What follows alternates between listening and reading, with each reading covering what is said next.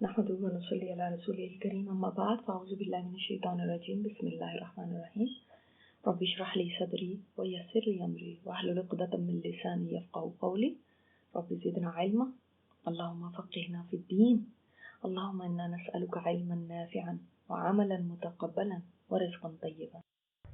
ہم پڑھ رہے تھے جہنم والوں کا ذکر اور اللہ تعالیٰ نے کس طرح سے فرمایا کہ وہ جہنم کو ایسے لوگوں سے جو نافرمان ہیں، جو کفر پہ ہیں، جو سرکشی کرنے والے ہیں، ان سے اور جنوں سے، ایسے جنات جو بھی، اس کا مطلب جنات میں بھی نافرمان ہوتے ہیں، کافر ہوتے ہیں، ان سب سے جہنم کو بھر دے گا، جہنم کا ایندھن بنیں گے یہ.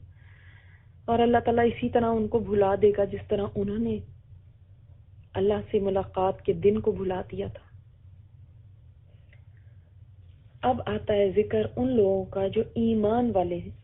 آپ دیکھتے ہیں کہ قرآن پاک میں جہاں پہ نافرمانوں کا یا جہنم کا ذکر آتا ہے، وہیں جنت کا ذکر آتا ہے، فرما برداروں کا ذکر آتا ہے، مومنوں کا ذکر آتا ہے. تو دونوں چیزیں سائیڈ بائی سائیڈ چلتی ہیں. تو ایک چیز ہمیں اگر حوصلہ دلاتی ہے تو دوسری خوف دلاتی ہے. دونوں چیزیں ضروری ہیں. آگے انشاءاللہ ہم دیکھیں گے. یہ آیت جو ہم پڑھنے والے ہیں، آیت نمبر 15، بہت ہی زبردست آیت اس لحاظ سے ہے کہ اس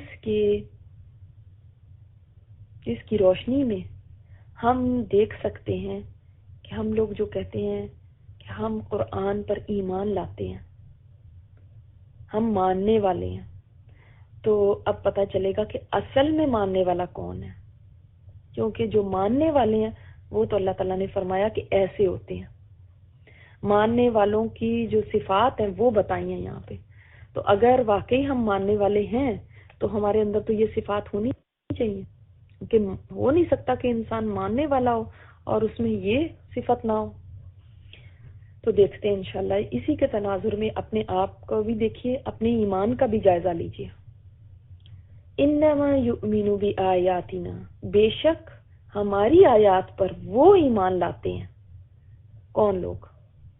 میں اور آپ اس میں شامل ہیں یا نہیں؟ وہ لوگ ایمان لاتے ہیں الذین اذا ذکروا، کہ جب ان کو نصیحت کی جاتی ہے، بہا ساتھ اس کے، کس کے ساتھ؟ ان آیات کے جن کا ذکر ہوا ہے نا، بھی آیاتنا، ہماری آیات کے ساتھ جب ان کو نصیحت کی جاتی ہے. ذکروا کا میں نے آپ کو بتایا تھا دو معنی ہوتے ہیں. ایک معنی ہے نا ذکر کا، یاد کرنا. ہم نے ذکر کا معنی پڑھا بھی ہے. ذکر الہی کیا ہوتا ہے؟ اللہ کی یاد. ایک معنی یاد کرنا. یاد کب کیا جاتا ہے؟ جب کوئی بات بھول جاتی ہے. ٹھیک ہے. دوسرا معنی ہے ویسے ہی بیان کرنا. ذکر کیا اس نے، بیان کیا. تو ہم دونوں معنوں کے تناظر میں دیکھیں گے کہ یہاں پہ کیا کہا جا رہا ہے. نمبر 1 چیز پہلے دیکھتے ہیں، یاد کرنا جب کہ بھول گیا ہو. ٹھیک ہے. تو اذا ذکروا بہا، جب اس کے ذریعے، جب ان آیات کے ذریعے ان کو نصیحت کی جاتی ہے، ان کو یاد دہانی کرائی جاتی ہے، تو کیا کرتے ہیں؟ خروا سجدا، وہ گر پڑتے ہیں. خروا کا مطلب کیا ہوتا ہے؟ گر پڑنا، بے اختیار ہو کے گر پڑنا، سجدے میں گر پڑتے ہیں. وسبحوا، اور تسبیح بیان کرتے ہیں، بحمد ربہم، ان کے رب کی حمد کے ساتھ. وہم لا یستکبرون، اور وہ تکبر بالکل نہیں کرتے. جب ایسے لوگوں کو جو کوئی بات بھول جائیں، اب دیکھیں بھول جانا انسان کے ساتھ لگا ہوا ہے. کوئی بھی انسان بھول سکتا ہے، چاہے وہ کتنا ہی بڑا کہے کہ میں عالم فاضل ہوں، لیکن بھول تو ہر ایک انسان کے ساتھ ہوتی ہے. تو جب کوئی بھول جاتا ہے، اس کے دوست نے اس کو یاد دلایا یا کسی اور ساتھی نے اس کو یاد دلایا کہ بھائی دیکھو تم بھول گئے. فار ایگزامپل، ایک ایگزامپل کے ساتھ اس کو سمجھے، کسی کے اوپر غم کا پہاڑ ٹوٹا، اب وہ لگا ہے غلط باتیں کرنے اور گلے شکوے کرنے. ایک دم اس کے ساتھی نے اس کو یاد دلا دیا، تمہیں نہیں یاد اللہ تعالیٰ نے قرآن پاک میں یہ فرمایا ہے. یوں ہی اس نے یہ بات سنی، اب دیکھیں ذہن سے کچھ لمحوں کے لیے بھول گیا تھا، تو یوں ہی اس نے یہ بات سنی تو اس کا رویہ کیا ہوا؟ 3 رویے اللہ تعالیٰ نے یہاں پہ بتائے. نمبر 1 خروا سجدا، وہ گر پڑتے ہیں سجدہ کرتے ہوئے. یعنی سجدہ کس چیز کی علامت ہے؟ چھوٹا ہونے کی، اپنے آپ کو نیچا کر لینے کی. فرما برداری کی، جھکنے کی، یعنی فوراً جھک جاتے ہیں. وہ یہ نہیں کہتے اب تمہیں کیا پتا، جتنا غم ہمیں ہے نا تمہیں کیا پتا، تمہارے پر پڑی ہوتی تو تمہیں پتا چلتا نا، بس کرو اپنی نصیحتوں کو. یہ نہیں کرتے، فوراً جھک جاتے ہیں. اور وَسَبَّحُوا بِحَمْدِ رَبِّهِمْ، اپنے رب کی تسبیح بیان کرتے ہیں اس کی حمد کے ساتھ. تسبیح کیا ہوتا ہے؟ یعنی اللہ کی پاکی بیان کرنا، اس کی تعریف بیان کرنا، اس کی حمد بیان کرتے ہیں. یعنی آپ نے مجھے بات یاد کرا دی، اللہ کا شکر ہے، اللہ کی تعریف ہے، اس کی حمد ہے. اور پاک تو صرف اللہ ہی ہے، ہم تو بھول جانے والے ہیں، ہم تو بھول جایا کرتے ہیں. تو وہ نصیحت کو فوراً قبول کر لیتے ہیں آیات کی تعظیم میں، کیونکہ وہ آیتوں کو ماننے والے ہیں نا. وہ آگے سے بحثیں نہیں کرتے. وَهُمْ لَا يَسْتَكْبِرُونَ، تکبر نہیں کرتے کہ تم کون ہوتے ہیں ہمیں بتانے والے. تکبر کیا ہے؟ اپنے آپ کو، اپنی عقل کو، اپنی سمجھ کو زیادہ اوپر سمجھنا.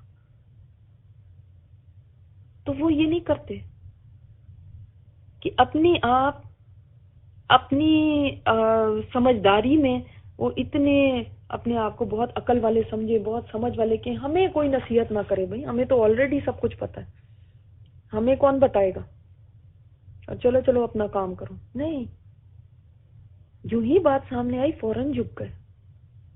کیونکہ جس میں تکبر ہوتا ہے نا وہ جھک نہیں سکتا. تو 3 چیزیں وہ کرتے ہیں. جب ان کو نصیحت کی جاتی ہے سجدے میں گر پڑتے، جھک جاتے ہیں، یعنی تسبیح کرتے ہیں اور اکڑتے نہیں، تکبر نہیں کرتے. اب آپ دیکھیں پچھلی آیات میں آپ نے پڑھا تھا نا، کیا ہم نے پڑھا تھا کہ وہ وہاں پہ جا کے نَاكِسُوا رُؤُوسِهِمْ عِنْدَ رَبِّهِمْ، آیت نمبر 12 میں تھا نا، جب مجرم کیا کریں گے، جب اللہ تعالیٰ کے سامنے جائیں گے تو اپنے چہروں کو، اپنے سروں کو جھکا دیں گے اس کے پاس. وہ آخرت میں جا کے جھکے، یہ دنیا میں ہی جھک جاتے ہیں. کتنا فرق ہے نا.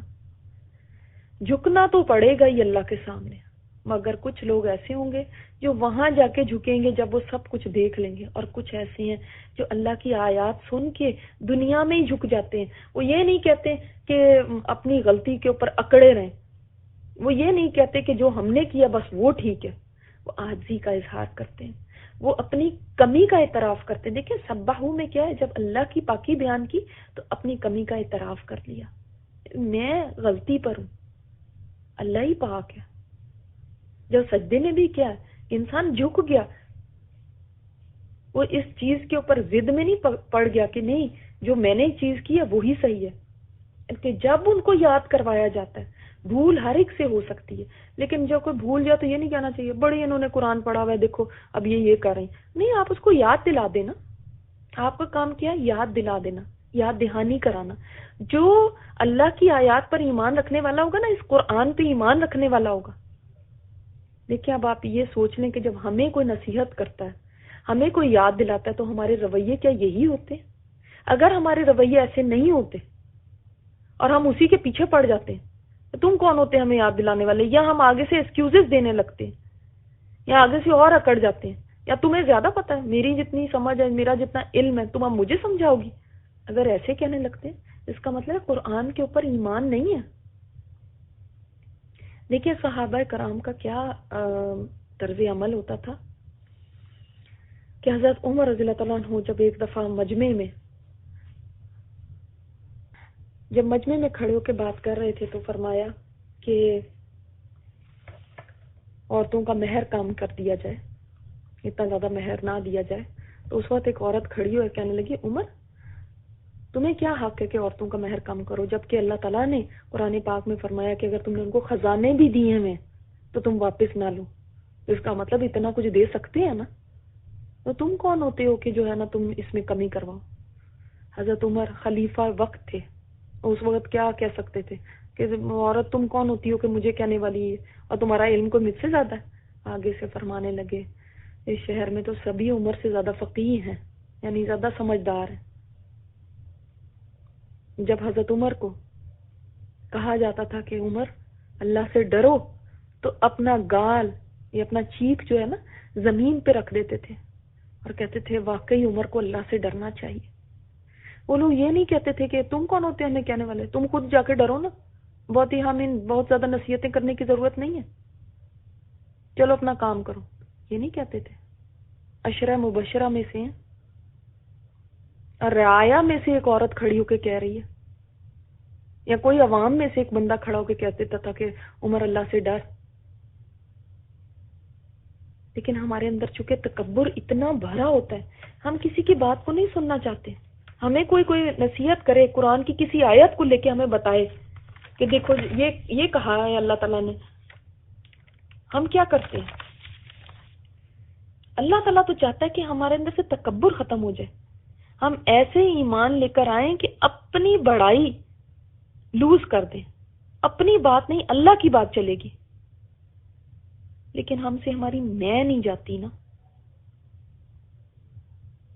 جہاں کوئی نیکی کا کام کرتا ہے، کوئی کچھ اچھا کام کر لیتا ہے، کہتا ہے میں نے کیا، میری وجہ سے ہوا، میں نے اتنی محنت کی، میں نے اتنا کام کیا.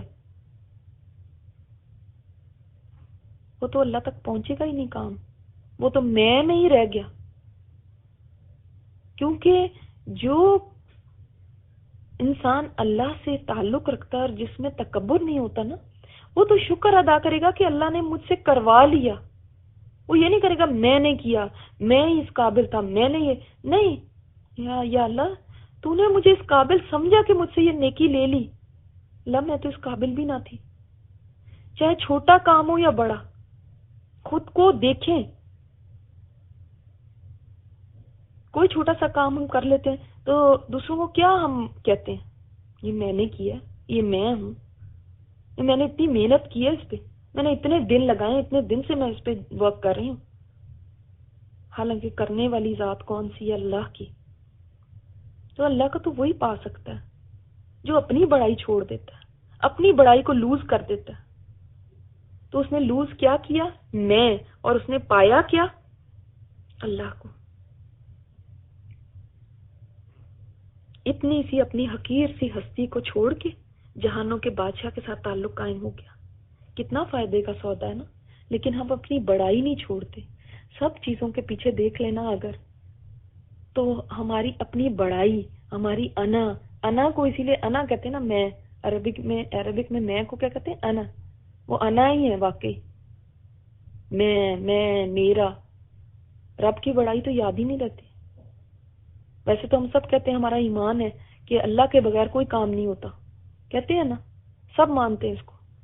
مگر کام کرتے وقت کیا نظر آتا ہے ہمیں؟ اپنی صلاحیت، اپنی محنت، اپنی دن رات کی کوشش، اپنا علم. تو جس کو یہ یاد رہتا ہے نا، وہ ابھی اپنی میں سے نہیں نکلا. آن دا ادر ہینڈ، اگر کام کرتے وقت رب کی بڑائی یاد رہتی ہے، اس کا احسان محسوس کرتے ہیں آپ، تو یہی رب کو پا لینا ہے. اور جو رب کو پا لیتا ہے نا، اس میں چینج آ جاتی ہے. کیا چینج آتی ہے؟ وہ عاجز ہو جاتا ہے، اس لیے کہ وہ اس کو ہر چیز لگتی ہے کہ یہ تو میں نے نہیں کیا، یہ بھی رب نے کرا لیا، یہ بھی اللہ نے مجھ سے کرا لیا، وہ بھی اللہ نے مجھ سے کرا لیا، اس کی بھی اللہ نے ہی توفیق دے دی. وہ پھر اور عاجز ہو جاتا ہے، اور رب کے سامنے جھک جاتا ہے، اور مسکین ہو جاتا ہے کہ میری کیا حقیقت، میری کوئی طاقت تھی، یہ میرا کوئی پیسہ تھا، یہ تو سب رب نے ہی دیا ہوا. پھر وہ تھکتا بھی ہے تو رب کو پاتا ہے، تھکتا ہے تو سوچتا ہے مجھے تو تھکاوٹ محسوس ہوتی، میرے رب کو تو تھکاوٹ بھی نہیں ہوتی. وہ رات کو نیند سے بے حال ہوتا ہے تو اس میں بھی رب کو پہچانتا ہے کہ دیکھو لا تأخذہ سنۃ ولا نوم، اس کو تو نیند بھی نہیں آتی. وہ اٹھتا ہے دن کو تو تب بھی اس کو ذہن میں یہ بات آتی ہے کہ اس نے ہی زندہ کیا مجھے. تو اس کی اپنی میں تو کہیں ختم ہی ہو جاتی ہے، سب چیز رب کے حوالے کیے ہوئے ہوتا ہے.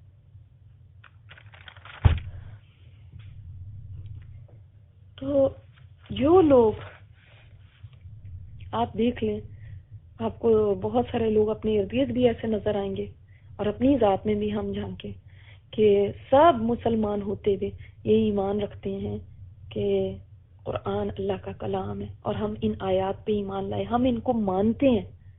لیکن کیا وجہ ہے کہ ایمان والوں کی تو یہ 3 خصوصیات ہوتی ہیں، اور ہمارے اندر تو یہ خصوصیات نظر نہیں آتی. ہم کہتے ہیں ہمیں تو یاد ہی نہ کراؤ. بلکہ بھولا رہنے دو. کوئی غلط کام کر رہا ہے وہ کہتا ہے مجھے بھولا رہنے دو. کسی نے یاد کرا دیا تو اس کی جرأت کیسے ہوئی کہ مجھے یاد کرائے، بجائے اس کے کہ سجدے میں گر جاتے اور اللہ کا شکر ادا کرتے اس کی تسبیح کے ساتھ اور تکبر نہ کرتے. تکبر جب انسان چھوڑ دیتا نا تو وہ خود بخود جھک جاتا ہے، اور جس میں تکبر ہو وہ کہاں سے ہدایت پا سکتا ہے؟ جو اپنے آپ کو ہی بڑا سمجھتا رہے، خود سوچے نا، جو خود کو بڑا سمجھ رہا ہے، خود کو بڑی چیز سمجھتا ہے، اپنی عقل کو، اپنی سمجھ کو، اپنے علم کو، وہ کہاں کسی کی رائے سمجھے گا؟ وہ کہاں کسی کو یہ موقع دے گا کہ آپ کچھ بول سکیں؟ تو ایک تو یہ یاد دہانی کے کانٹیکسٹ میں بات آ گئی ذکروں میں. دوسری ہے بیان کرنا. کسی کے سامنے بھی اللہ کی آیات بیان کی جاتی ہیں تو جو واقعی ان پہ ایمان لانے والا ہے، ویسے کسی کو بتائی جائے تو جو ماننے والے ہیں نا، جو ایمان لانے والے ہیں، وہ کیا کرتے ہیں؟ جب آیتیں سن لیتے ہیں تو فوراً آگے جھک جاتے ہیں. وہ آگ بگولا نہیں ہو جاتے. وہ یہ نہیں کہتے کہ کوئی ایکسکیوزز دینے لگے، بحثیں کرنے لگے. مثلا کسی کو آپ نے بیان کیا، اس کو پہلے بھی نہیں پتا تھا، آج فرسٹ ٹائم اس کے سامنے بیان ہو رہا ہے کہ بھئی یہ اس طرح پردے کے یہ احکامات ہیں، تو وہ یہ نہیں کہتے لو آج کے وقت میں کیسے ہو سکتا ہے، لو یہ اپنی باتیں اپنے پاس رکھو، لو تم کیا سمجھتی ہو کہ ہمیں نہیں پتا، اور آرگیومنٹ شروع کر دیں. نہیں، اگر وہ نہیں بھی کر پاتے تو وہ آرگیومنٹ نہیں کرتے، وہ جھک جاتے ہیں. وہ کہتے ہیں کہ دیکھیں ابھی میں نہیں کر پا رہی، لیکن اللہ سے دعا کریں کہ اللہ تعالیٰ مجھے توفیق دے دے. وہ تکبر نہیں کرتے. آپ نے کہا یہ ہم نے پیچھے پڑھا میوزک کی بات کے اوپر ساری بات آئی تھی لاہور حدیث پہ، تو کیا تھا؟ جب نصیحت کی جاتی ہے ان کو، جب بیان کیا جاتا ہے ان کے سامنے، تو کیا لوگ بحثیں کرتے ہیں یا اس کو جو چیز اللہ نے حرام کی اس کو حلال کرنے کی کوشش کرتے ہیں، یا آگے جھک جاتے ہیں،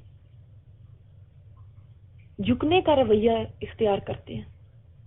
کیونکہ ماننے والے تو جھک جایا کرتے ہیں. تو اگر کسی کو غلطی بتائی جائے تو کیا رویہ ہوتا ہے؟ ہم اپنے آپ کو بھی دیکھیں، کیا ہمارا رویہ ہوتا ہے؟ جھکتے ہیں یا اکڑتے ہیں؟ تکبر کرتے ہیں یا عاجزی کرتے ہیں؟ یہ کہتے ہیں کہ یہ تو پرانے زمانے کی باتیں ہو گئی ہیں اور آج کیا ایسے چل سکتا ہے، لو سود تو وہ والا بھی سود وہی تھا اور وہ تو سود ڈیفرنٹ تھا اور آج تو ڈیفرنٹ ہے، اور ایسے کیا یہ تعویلیں کرنے لگتے؟ تو جو اللہ کا کلام اس کی طرف سے مانتا ہے کہ یہ اللہ کی طرف سے ہے، کیا وہ اس طرح کی بحثیں کر سکتا ہے پھر؟ تو واقعی ایمان والا تو وہی ہے جو اپنی غلطی کو مان جائے اور جھک جائے، اللہ کے سامنے اپنے آپ کو جھکا دے، اپنی عقل کو بڑا نہ سمجھے، اللہ کی بات کو بڑا سمجھے، چاہے وہ بات اس کی مرضی کے خلاف ہی کیوں نہ ہو. کئی دفعہ ہوتا ہے ہماری پسند ناپسند کچھ اور ہوتی ہے، ہماری مرضیاں کچھ اور ہوتی ہیں، اللہ کا حکم کچھ اور آ جاتا ہے. اب ہمیں پتہ ہے کہ اگر ہم مان گئے نا تو ہمیں کرنا پڑے گا. لوگ کہیں گے دیکھو ماننا بھی ہے اور پھر کرتی بھی نہیں، تو اس لیے ہم آگے سے بحثیں کرتے ہیں. بحث کبھی نہیں کرنی، کبھی آرگیومنٹس نہیں دینے، کبھی ایکسکیوزز نہیں دینے، کبھی بہانے نہیں کرنے. فوراً اپنی غلطی مان جائیں. نہیں، واقعی اللہ تعالیٰ نے بالکل سچ کہا ہے، سمعنا واطعنا، ہم نے سن لیا، ہم مان گئے، یہ کہیں فوراً. جب آپ ایسا نہیں کہتے نا تو اللہ تعالیٰ توفیق چھین لیتے ہیں پھر. اور جب اللہ توفیق چھین لے تو پھر وہ انسان کبھی عمل نہیں کر سکتا، واقعی وہ عمل نہیں کر سکتا. تو فوری طور پہ یہ کہنا چاہیے اگر آپ اسی وقت نہیں بھی کر سکتے تب بھی کبھی انکار نہ کریں، کبھی تکبر نہ کریں، کبھی نہ اکڑیں اللہ کے حکم کے آگے.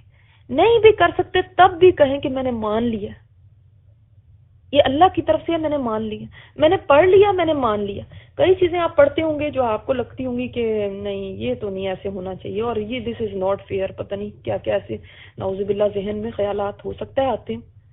لیکن اس کے باوجود اپنی سمجھ، عقل اور جسٹیفیکیشنز کو ایک طرف رکھ کے اللہ کے حکموں پہ لبیک کریں، سمعنا و اطعنا کریں. جو ایمان رکھتا ہے وہ پھر کہتا ہے جو اللہ نے کہہ دیا میں نے مان لیا. میری عقل کا کوئی قصور ہوگا کہ مجھے نہیں سمجھ آ رہی، اللہ کی بات جو غلط نہیں ہو سکتی اس میں ضرور کوئی حکمت ہے. اگر میں نہیں سمجھ پا رہی تو مجھے ہی نہیں آتا ہوگا، مجھے اپنی عقل پہ ماتم کرنا چاہیے. میری عقل کی کمی ہے، میں خود کو بدل لوں گی، مجھے اللہ توفیق دے دے. وہ یہ کہتے ہیں. تو ہم خود ہی رویہ اپنے دیکھیں کہ ہم کیا کہتے ہیں جب اللہ کی بات سامنے آتی ہے. اچھا کئی لوگ تو ماشاءاللہ وہ اتنے ہوتے ہیں کہ جب ان کے سامنے بیان کیا جاتا ہے نا تو وہ کہتے ہیں ہمیں تو پہلے ہی سب کچھ پتا ہے، ہمیں پہلے ہی سب کچھ پتا ہے، ہمیں کیا بتا رہی ہیں، ہمیں بتانے کی ضرورت ہی نہیں. یہ بھی تکبر ہے، یہ بھی ایک تکبر کی قسم ہے کہ ہمیں آلریڈی معلوم سب کچھ پتا ہے. حالانکہ پوچھا جائے کہ آپ نے کتنا پڑھا، کتنی دفعہ پڑھا، کچھ بھی نہیں پڑھا کبھی، بس ہمیں بچپن سے پتا ہے، یہ تو سارا کچھ ہم پہلے ہی جانتے ہیں. یقین کریں کہ اتنی بار بھی انسان قرآن پڑھے نا تو ہر دفعہ پڑھتے ہیں تو ایسے ہی لگتا ہے کہ پہلی دفعہ ہی پڑھ رہے ہیں. نئی چیزیں یاد ہوتی، کئی دفعہ ذہن سے نکل جاتی ہیں. اور قرآن تو ایسا معجزہ ہے کہ ہر دفعہ پڑھتے ہیں ہر دفعہ نئی چیز سامنے آتی ہے.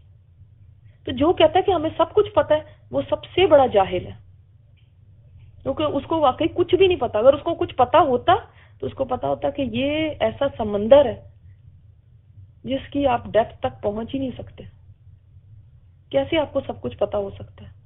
مگر دیکھیں تکبر کی کیسی کیسی قسمیں ہیں لوگوں میں.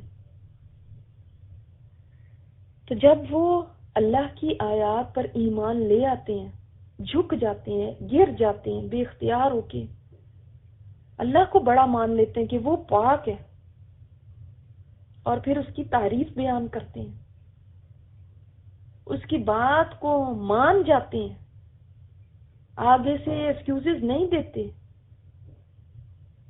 ایسے لوگ ہی ہیں جو اللہ کے کلام پر ایمان لانے والے ہیں. اگر خود کو چھوٹا کر لیں کہ میں چھوٹا ہوں اور اللہ کی بات بڑی ہے. سبحانک اللہم و بحمدک نشہد ان لا الہ الا انت نستغفرک و نتوب الیک.